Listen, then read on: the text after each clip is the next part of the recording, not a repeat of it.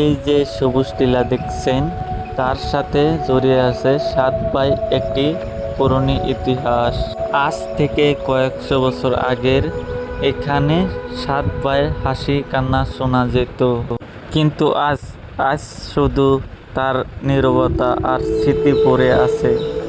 আজ আপনাদের আমি শোনাবো সেই 7 ভাই গল্প, যারা এখন শুধু একটি রহস্য। হ্যালো বন্ধুরা, আশা করি সবাই খুব ভালো আছেন। আজকে আমি আপনাদের নিয়ে যাব একটি অসাধারণ জায়গা, যা 7 ভাই টিলা নাম পরিচিত। এখানে কারণ প্রাকৃতিক সুন্দর এবং আর পিছনে লুকানো থাকা কারণ ইতিহাস আজ আপনাদের সাথে ভাগ করে নেব। আমাদের আজকে থেকে এই যাত্রাটা শুরু করছি টিলার একদম প্রবাসের পথে থেকে। সাথেই থাকুন, কারণ আজকে এই ভিডিওটি অনেক আবেগ আর রহস্য ঘেরা হতে যাচ্ছে। এই যে দেখতেছেন, এটি হলো বাবু মার্কেট, আর উপরে যে রাস্তাটা দেখছেন এটা সোজাই চলে গেছে চালা বাজার দিক। আমরা কিন্তু ওদিক দিয়ে যাব না, আমরা এখন ঢুকে পড়লাম গোবিন্দপুর এর এই সৌন্দর্য রাস্তা দিয়ে। গ্রামের শান্তি পরিবেশ আর মিঠুর পথের এই সৌন্দর্য আপনার মুক্ত করিবেই। এই রাস্তা দিয়ে এগোলে সামনে দেখতে মিলবে সেই বিখ্যাত 7 ভাই টিলা। ওদিক দিয়ে শর্টকাট রাস্তা দিয়ে গেলাম না, আমরা এই রাস্তা দিয়ে একটু ঘুরে যাব, কারণ এই পথে প্রকৃতির সাথে মেশানো অনুভূতিটাই আলাদা। বন্ধুরা, এই যে সামনে দেখতেছেন আমাদের পরিচিত মসজিদঘর, আর ঠিক তার একটু সামনে শাহাদত স্কুল।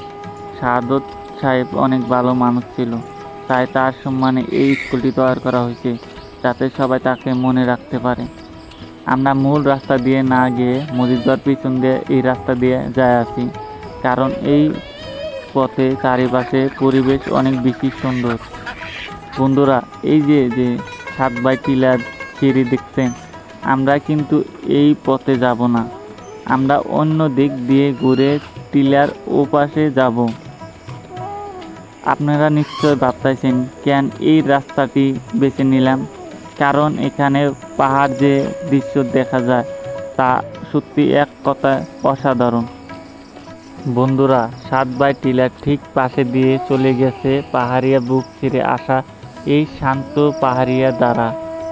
এই দ্বারাটি প্রকৃতির এক অপূর্ব দান, যা এঁকে বেঁকে গিয়ে মিলেছে ব্রহ্মপুত্র বুকে। এখানে কারণ এই অদ্ভুত সুন্দর দৃশ্য আর পাহাড়িয়া কোল ঘেরা এই শান্তি পরিবেশ যে এক অন্য জগৎ। বন্ধুরা, আমাদের আজকে ভ্রমণ শুরুটা হচ্ছে নদীর পার। দেখুন এই বাচ্চাগুলা কি দারুণভাবে ছিপ দিয়ে মাছ ধরতেছে। সকাল সকাল তাদের এই মাছ ধরার দৃশ্য যেন চোখের সামনে এক প্রশংসা ছবি এঁকে যায়। এবার দেখুন এই যে বাঁশের তৈয়ার পোলটি, এটি স্থানীয় হাতে কাজে এক অপূর্ব নির্দেশ। এই পথে দিয়ে নদী পার হওয়াটা বেশ মজার এবং কিছুটা রোমাঞ্চকর বটে। আর এই যে আমাদের ঈদগাহ মাঠ, এটি আমরা খুব প্রিয় জায়গা। চারিদিক পাহাড়, তার মাঝে এই শান্ত পরিবেশ। এখানে নামাজ পড়ে অনুভূতিটা একদম অন্যরকম। এতক্ষণ তো অনেক কিছু দেখাইলাম, এবার সময় হয়েছে আসল গন্তব্যে যাওয়া। বন্ধুরা, এখন আমি আপনাদের নিয়ে উঠব সেই বিখ্যাত 7 ভাই টিলার উপরে।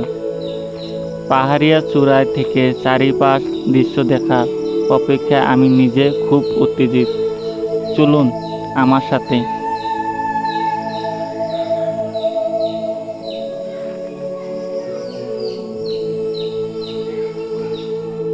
আমাদের এই গ্রাম দেখুন আর লক্ষ্য করুন, এই সরু পথের পাশে গাছপালা এবং এই ঘরবাড়িগুলো কি চমৎকার, তাই না?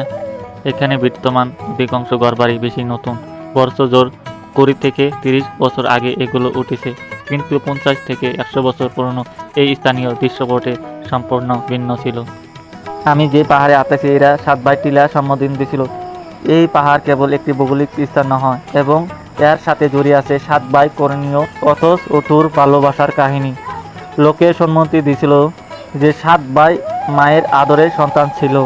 দুঃখজনক মৃত্যু পরে এই পাহাড়ের সাথে চিরতরে মিশে গেছে।